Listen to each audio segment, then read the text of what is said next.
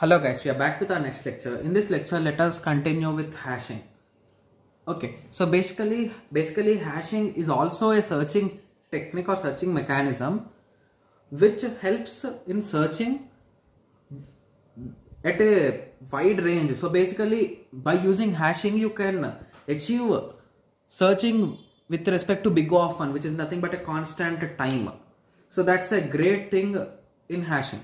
So basically hashing, I have already discussed this topic, each step in detailed in data structures. So I'll be just adding this next video, that video as the next video for this, so that you can just revise it once again. So I'll be just giving you a small introduction here. So you'll be continuing watching that video next, so that will be 100% clear for you. So basically it uses a small logic. It will be having a small function, like you will be doing operation with the input to that function and you'll be getting a result, and based on the result you will be storing the values in hash table. So based on the key you'll be storing the values here.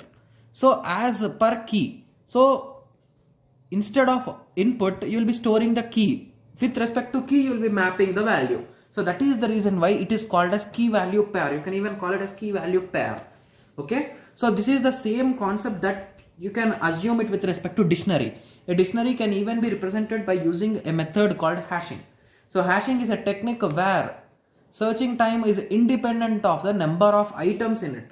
So even there are 1 million items, if you are following a particular mathematical function, then you will be directly resulting into one key only, right? There will be not 1 million keys. You will be resulting only into one key or two keys if there is a collision or anything.